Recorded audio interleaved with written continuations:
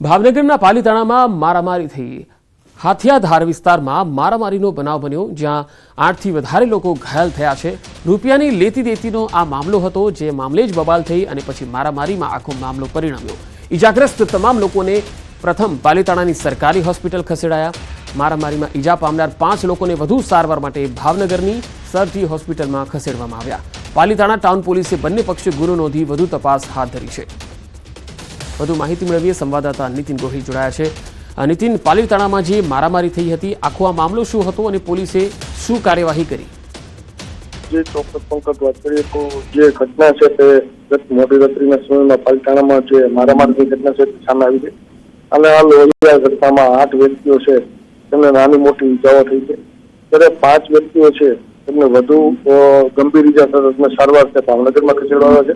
સમગ્ર બાબતની પ્રાથમિક માહિતી એવી છે કે કોઈ પૈસાની લેતી મામલે છે આ જે મારામારી છે તેનો બનાવ છે તે સામે આવ્યો છે। ઘટનાને લઈ હાલ પોલીસે બંને પક્ષો વિરુદ્ધ ગુનો નોંધી અને વધુ તપાસ હાથ ધરી છે। જી નીતિન, આભાર માહિતી આપવા માટે।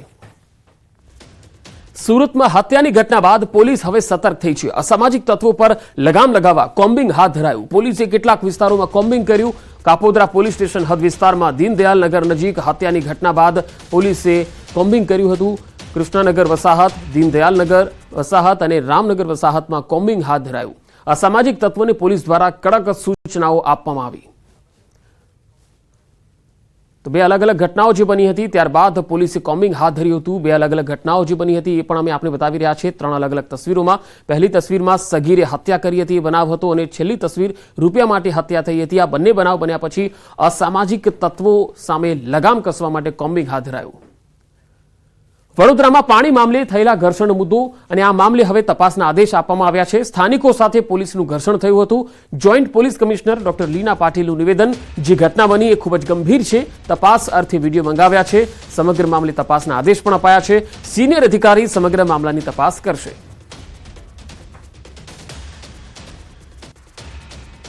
અસમામાં ગઈકાલે પાણી મુદ્દે મહિલાઓ દ્વારા જે વિરોધ પ્રદર્શન કરવામાં આવતું હતું અને એ બાબતે પોલીસ ત્યાં હાજર હતી અને એ દરમિયાન બહેનો સાથે જે વર્તન બાબતે અમારા ધ્યાન પર આવ્યું છે, તો એ બાબતે અમે સિનિયર અધિકારીને ઇન્ક્વાયરી આપેલી છે અને એમાં જેનું પણ વ્યવહાર યોગ્ય નથી એ બાબતે ઇન્ક્વાયરી આપી છે અને એના ઉપર એક્શન લેવામાં આવશે।